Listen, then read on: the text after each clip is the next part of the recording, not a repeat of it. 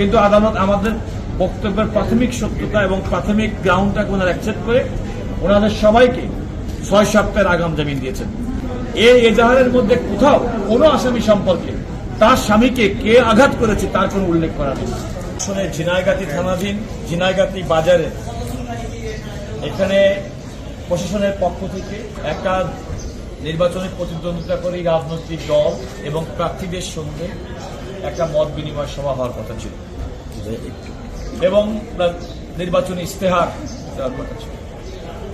ওই আসনে বিএনপি মনোনীত প্রার্থী জনাব মাহমুদুল্লাহ রুবেল, যিনি আমার পাশে আছেন, যিনি সাবেক সদস্য, তিনি তখন ঘটনাস্থলে উপস্থিত ছিলেন না। কিন্তু বিএনপি নেতৃবৃন্দে যাওয়ার আগে যেটা আমরা ইতিমধ্যে জেনেছি, সেখানে জামাতের প্রার্থী এবং তার সমর্থকরা ওই সমস্ত চেয়ার এবং আসন তারা আগে থেকেই ওনারা অবস্থান করছিলেন, দখল করেছিলেন। বিএনপি নেতৃবৃন্দ নির্ধারিত সময়ের আগে যখন পৌঁছেন তখন সেখানে দেখেন তাদের জন্য কোনো চেয়ার রাখা হয়নি এবং এই চেয়ার না রাখার পরিপ্রেক্ষিতে প্রশাসনের হস্তক্ষেপে দুই পক্ষকে ওই ইশতেহার ঘোষণা অনুষ্ঠান সফল করার জন্য প্রশাসনের পক্ষ থেকে চেষ্টা করা হয়েছে। কিন্তু তা সত্ত্বেও আমরা দুর্ভাগ্যজনকভাবে ভিডিওতেও লক্ষ্য করেছি যে ওখানকার যিনি স্থানীয় প্রার্থী তিনি প্রশাসনের বাধা উপেক্ষা করে যেদিকে গেলে আলটিমেটলি দুই পক্ষের মধ্যে উত্তেজনা সৃষ্টি হতে পারত, তিনি সেই বাধা উপেক্ষা করে সেদিকে গেছেন এবং দুর্ভাগ্যজনকভাবে দুই পক্ষের মধ্যে প্রথমে অপ্রীতিকর অবস্থা এবং সেই অপ্রীতিকর অবস্থার ফলশ্রুতিতে জামাতের একজন ব্যক্তি তিনি সেখানে ইন্তেকাল করেছেন এবং দুই পক্ষের মধ্যেই এখানে বিএনপি পক্ষেরও অনেকে আহত হয়েছে, কমপক্ষে 40 জন আহত হয়েছে, জামাতেরও সমর্থক কিছু সমর্থক, এমনকি যেহেতু ফ্রি ফাইটিং অনেকটা বলতে পারেন তাৎক্ষণিকভাবে, সুতরাং আরও কিছু ব্যক্তি আহত হয়েছে। এই ঘটনায় যিনি নিহত হয়েছেন তার স্ত্রী জনাব মাহমুদুল্লাহ রুবেল সহ 231 জন ওই নির্বাচনী আসনের বিএনপির নেতাকর্মীকে আসামি করে মামলা করেছে।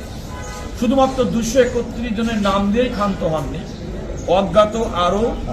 5 থেকে 600 মানুষকেও আসামি করেছে। অথচ আমরা ভিডিও ফুটেজ কিংবা এই ঘটনার পরিপ্রেক্ষিতে যে সমস্ত ছবি দেখেছি সেখানে কোথাও জনাব মাহমুদুল্লাহ রুবেল সাহেবের উপস্থিতি আমরা পাইনি। কিন্তু ওনাকে 1 নম্বর হুকুমে আসামি করা হয়েছে যে ওনার প্ররোচনা এবং ওনার নির্দেশে এই ঘটনা ঘটেছে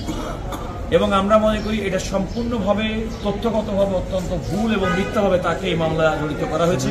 আসামি করা হয়েছে। যেহেতু তিনি একজন জনপ্রিয় ব্যক্তি, যেহেতু তিনি এই আসনের সাবেক সদস্য এবং আসন্ন নির্বাচনে তিনি বিজয়ী হবেন এবং সে কারণেই আমরা মনে করেছি যে তাকে এবং তার সমর্থকদেরকে এই মিথ্যা মামলা দিয়ে হয়রানির মাধ্যমে তারা যেন নির্বাচনী মাঠ থেকে দূরে সরে যান, এই উদ্দেশ্যে মামলাটি দায়ের করা হয়েছে। আমরা প্রাথমিকভাবে সুপ্রিম কোর্টের হাইকোর্ট বিভাগে আমাদের শীর্ষ যে নেতৃবৃন্দ 40 জন জনাব মাহমুদুল্লাহ রুবেল সহ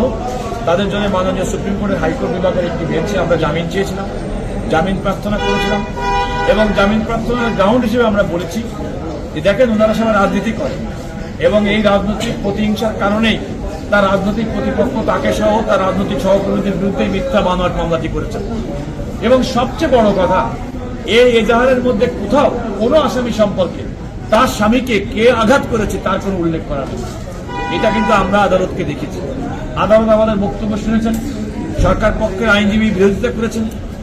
কিন্তু আদালত আমাদের বক্তব্যের প্রাথমিক সত্যতা এবং প্রাথমিক গ্রাউন্ডটাকে ওনারা অ্যাকসেপ্ট করে ওনাদের সবাইকে 6 সপ্তাহের আগাম জামিন দিয়েছেন। আমরা আজকে সুপ্রিম কোর্টের হাইকোর্ট বিভাগ থেকে মোট 40 জন বিএনপি নেতাকর্মী জনাব মাহমুদুল্লাহ রুবেল প্রার্থী সহ শীর্ষ নেতৃবৃন্দ জামিন পেয়েছি। এই মামলার অন্যান্য আসামি তাদেরকেও রাজনৈতিক হয়রানির উদ্দেশ্যে তাদেরকে আসামি করা হয়েছে এবং আমরা বিশ্বাস করি দ্রুতই তাদের ব্যাপারেও আমরা সুপ্রিম কোর্টের হাইকোর্ট বিভাগ থেকে একই রকম